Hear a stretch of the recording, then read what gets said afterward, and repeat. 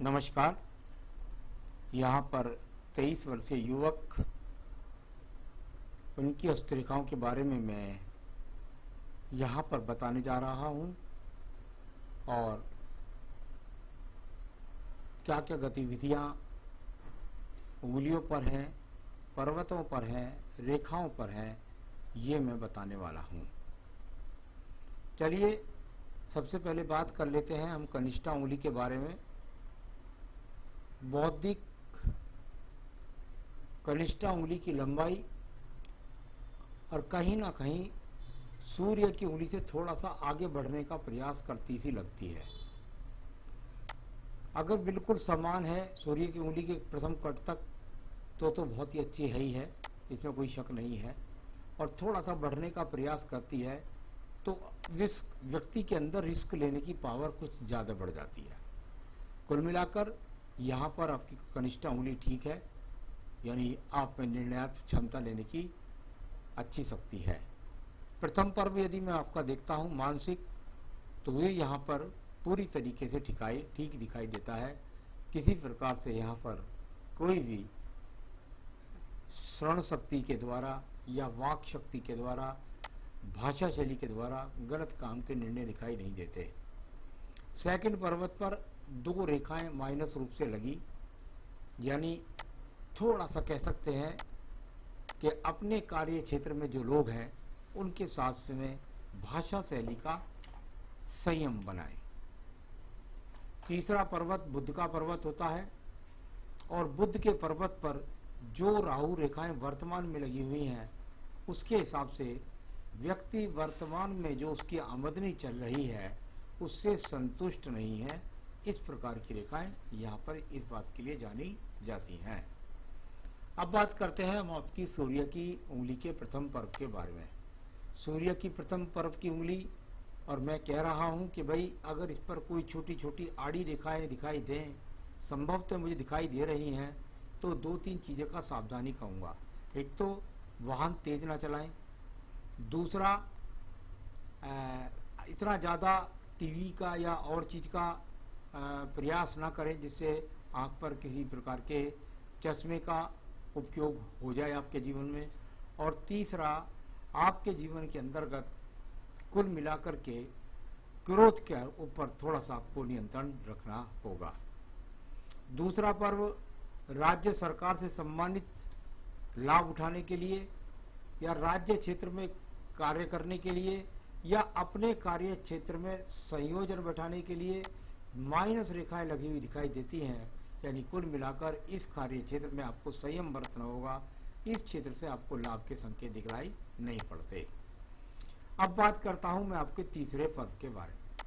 तीसरा पर्व व्यक्ति का कुल मिलाकर भाषा शैली से फादर का विरोध, कभी कभी फादर के साथ में तालमेल में कमी या फादर का स्वास्थ्य खराब, ऐसे संकेत भी यहाँ से जाने जाते हैं। तो इस पर आपको नियंत्रण रखना चाहिए। आइए बात करते हैं आपकी शनि की उंगली के प्रथम पर्व के बारे में। शनि की उंगली का प्रथम पर्व व्यक्ति के जीवन में बताता है स्थायी रोग तो नहीं है, कोई बिल्कुल नहीं है। क्या जोड़ों के दर्द है? बिल्कुल नहीं है। कोई कमर का दर्द रहता है? ऐसा भी यहाँ पर कहीं दिखाई नहीं देता। सेकंड पर्वत पर अभी कुछ ऐसी पॉजिटिव रेखा नहीं दिखती कि आपके पास कोई धन की बहुत ज़्यादा अच्छी शक्ति है। कुल मिलाकर के ऐसा कह सकता हूँ कि बहुत मोटे कर्जे में नहीं कि छोटा मोटा अपना काम निकालने के लिए किसी प्रकार का लोन या कर्ज ले सकते हैं। आइए बात करते हैं तीसरे पर्व के बारे में। तीसरा पर्व परिवार को सम्मान के साथ में चलाना, यानी अपने खर्च के द्वारा अपनी पत्नी का वहन करने की क्षमता आपके अंदर मौजूद है। अब बात करता हूं मैं यहाँ पर आपकी प्रथम पर्व बृहस्पति का पर्व। पेट खराब होना, शुगर कोलेस्ट्रॉल के रोग होना, किडनी लीवर के रोग होना यहाँ से दिखते हैं। अभी यहाँ पर ऐसी कोई चीज़ नहीं है। सेकंड पर्वत पर राहु रेखाएं हैं। अभी इनके बारे में इतना ज़्यादा बोलना ठीक इसलिए नहीं है कि उम्र है आपकी केवल 23 वर्ष, और आपकी इस रेखा का कब चतुर्भुज बन जाए या कब गायब हो जाए इनका कुछ पता नहीं। बस इतना कह सकता हूँ कि आने वाले समय में आपकी स्वयं की जीवन की परिपक्वता ना होने के कारण या आपके जीवन में आपकी पत्नी की परिपक्वता ना होने के कारण, यानी कि दोनों की उम्र का परिपक्वता ना होने के कारण थोड़ा सा तालमेल में कमी आएगी। अभी इतनी ही बात है, कोई इससे बुरी बात नहीं है। अब बात करते हैं इसके बाद में आपके यहाँ संतान पक्ष के बारे में। इसमें हो सकता है कुछ निर्णय लें आप, शायद जल्द संतान ना करें। अभी मैं सिर्फ इसको धन के लिए इस्तेमाल करूँगा, क्योंकि विवाह हुआ ही नहीं है, तो अभी धन के लिए आप संतुष्ट नहीं हैं, धन के लिए और प्रयास आप करना चाहते हैं। बुद्ध पर्वत पर यहाँ अगर देखते हैं तो यहाँ वो प्रमाणिक रेखाएं दिखाई नहीं देती जिसके द्वारा व्यक्ति के पास में अच्छे धन की स्थिति बताई जाती है। मैं समझता हूँ इस पर्वत पर कुछ आने वाले समय में रेखाएं खड़ी होंगी, तब आपके पास में अच्छे धन के आगमन बनेंगे। तो यहाँ अच्छी रेखाएं आपके जीवन में और धन की लंबी बनेगी, तब जाकर के आपके पास में इतना धन होगा जिससे आप संतुष्ट हो पाएंगे। आइए बात करते हैं इसके बाद एक बहुत अच्छी रेखा की, और वो है सूर्य पर्व की ये रेखा। सूर्य पर्व की ये रेखा ऊपर दो मुखी होने का प्रयास भी है, यानी व्यक्ति अगर मेहनत करे, प्रयास करे, तो निश्चित रूप से राज्य सरकार की नौकरी भी प्राप्त कर सकता है। अगर ऐसा नहीं करता तो व्यवसाय के अंदर भी ऐसा व्यक्ति अच्छा सम्मान प्राप्त कर सकता है। भविष्य में आगे आने वाले समय में जब आप 35-40 में होंगे, उस समय पर हो सकता है आपका राजनीतिक क्षेत्र के अंदर भी थोड़ा सा रुझान हो, या उस तरफ भी आप कुछ अपना कदम बढ़ाएं। अब बात करता हूं मैं इसके बाद में पहले शनि पर्व की। शनि का पर्व भाग्य का पर्व, और भाग्य के पर्व की यदि बात करता हूं तो कुल मिलाकर के भाग्य का पर्व यहाँ पर ठीक ठाक है। आपके साथ में इस समय भाग्य है और आपका साथ दे रहा है। इसके बाद बात देखिएगा, आपके पास मल्टी टैलेंटेड रेखाएं, यानी ये वो रेखाएं हैं जो बृहस्पति पर्व से अगर शनि पर्व को जाती हैं तो व्यक्ति अपनी मेधावी क्षमता का उपयोग करके अपने जीवन में धन के आगमन बनाता है। ऐसा इन रेखाओं से फल जाना जाता है। अब देखिएगा, एक बुध पर्वत से रेखा निकली, यहां से निकली और बृहस्पति पर्व को गई। एक सूर्य पर्व से निकली और बृहस्पति पर्व को गई। ये दो रेखाएं यहां पर इस तरीके से चलती हैं, इनमें से कोई सा भी ये शुक्र वलय नहीं है। इन रेखाओं का सपोर्ट का मतलब जाना जाता है, सूर्य पर्व से बृहस्पति को रेखा जाए, व्यक्ति समय में आने वाले समय में दूरगामी योजनाओं के द्वारा उन्नति प्राप्त करे। कभी कभी ऐसा व्यक्ति दूर स्थानों से जुड़कर उन्नति प्राप्त भी करता है। एक पर्व क्या है, बुध पर्वत से जाकर बृहस्पति पर्व को रेखा जा रही है। व्यक्ति अपनी मेधावी क्षमता यानी बुद्ध के द्वारा, यानी बुद्धिक गुणों के कारण अपने जीवन में उन्नति, तरक्की और धन की प्राप्ति करे। इस रेखा का फल इस प्रकार से बोला जाता है। आइए बात करता हूं आपकी हृदय रेखा के बारे में। अभी हृदय रेखा पर काफी डबलिंग रेखाएं दिखाई देती हैं। थोड़ा सा एक तो स्वास्थ्य का ध्यान रखिएगा। कुल मिलाकर जैसे मैंने ऊपर से बोला बृहस्पति पर्व से, थोड़ा सा पत्नी के साथ तालमेल का ध्यान रखिए, स्वास्थ्य का ध्यान रखिए। पत्नी आएगी, उससे तालमेल बना करके, कहीं से कहीं तक कोई तलाक की बात मैं कहीं नहीं कर रहा हूँ, लेकिन जो उम्र की परिपक्वता ना होने के कारण आपके जीवन में थोड़ा सा यहाँ पर तालमेल में कमी जरूर आएगी, ऐसा मुझे यहाँ से भी नजर आ रहा है। अब बात करता हूँ मैं आपके निम्न मंगल पर्व के बारे में। निम्न मंगल पर्व कर्म रूपी रेखाओं के लिए जाना जाता है। अभी यहाँ पर कच्ची रेखाएं हैं, बहुत मजबूती के साथ बनने वाली हैं, लेकिन फिर भी व्यक्ति मेहनत कर्म करता है, इसमें कोई भी शक नहीं है।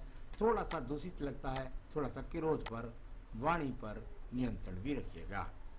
आइए बात करता हूँ आपकी बुद्धि रेखा के बारे में। बुद्धि रेखा और एकदम से थोड़ा सा ढलवा हो रही है, बस जरा जल्दबाजी से बचना है आपको, इसका ये फल होता है। दूसरा, साथ ही साथ आपके जीवन के अंतर्गत ये वो रेखा है जो बताती है कि आपके दिमाग के अंदर बहुत ज़्यादा योजनाएं चलती रहती हैं, ज़्यादा कितना बढ़ूं, कितना आगे बढ़ूं, कितना आगे बढ़ूं। तो बढ़िएगा, लेकिन संयम करके बढ़िएगा। इस तरह की रेखाएं इस प्रकार के फल को भी बता देती हैं। आइए बात करते हैं इसके बाद आपके द्वितीय मंगल पर्व के बारे में। द्वितीय मंगल पर्व, यहाँ से तो ठीक लगता है, उधर देख लेते हैं ब्लू इंक में। बस थोड़ा सा वाणी की आक्रामकता से बचिएगा, बस इसको इतना कह सकते हैं, वाणी के आक्रामकता से बचिएगा, किसी भी जल्दबाजी से बचिएगा। आइए बात करता हूँ आपके चंद्र पर्वत के बारे में। चंद्र पर्वत व्यक्ति को व्यवसाय से या नौकरी से विदेश से जोड़ने का योग, यहाँ पर ऐसी अभी कोई रेखा नहीं है।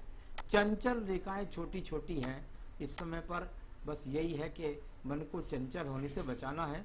बहुत ज़्यादा कहीं भी अवसाद नहीं है, कोई डिप्रेशन नहीं है, उसकी किसी प्रकार से चिंता करने की आवश्यकता भी नहीं है। यहाँ पर बात करता हूँ आपकी मैं रेखा के बारे में, और वो है आपकी यहाँ पर बुध रेखा, व्यावसायिक रेखा, वाणिज्य रेखा, गुणों की रेखा, अच्छी रेखा है। इसका इस्तेमाल करिए अपने गुणों के द्वारा, अपने कार्यों के द्वारा अपनी पहचान बनाइए। आप व्यवसाय करें या नौकरी करें, दोनों ही क्षेत्र में अच्छी सफलता प्राप्त कर सकते हैं, अभी यहाँ पर दिखाई देता है। चलिए अब बात करता हूँ इसके बाद में आपकी रेखा के बारे में, और वो रेखा है भाग्य रेखा।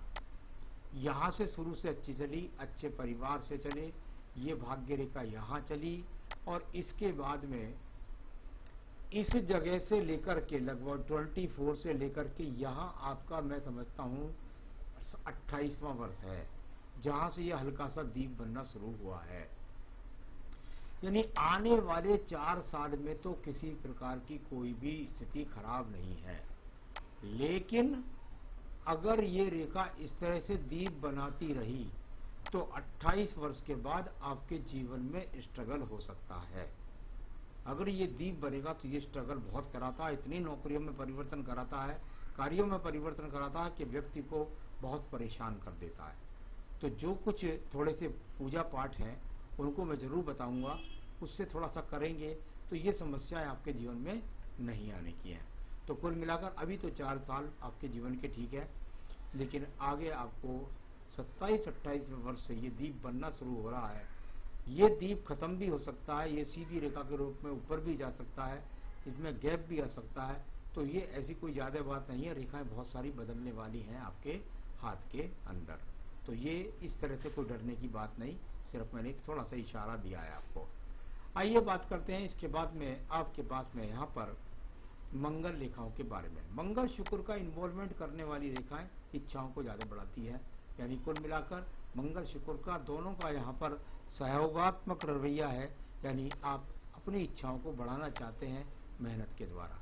शुक्र पर्व की स्थिति यहाँ पर कुल मिलाकर अभी ठीक ठाक है, सामान्य स्रोत आपके पास में यहाँ पर बने हुए हैं।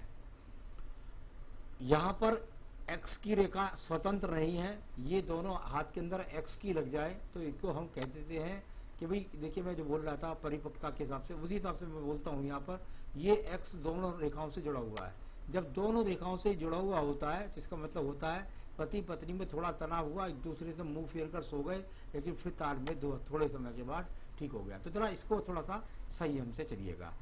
तो यहाँ पर इस प्रकार से वो, और ये अब आपकी आयु रेखा, ये यहाँ से चलने वाली आयु रेखा और जाकर के लगभग यहाँ शुक्र पक्ष को घेरने का प्रयास, अभी 77-78 वर्ष की आयु रेखा, परिवार से सपोर्ट की रेखा भी मणिपन से दिखाई देती है।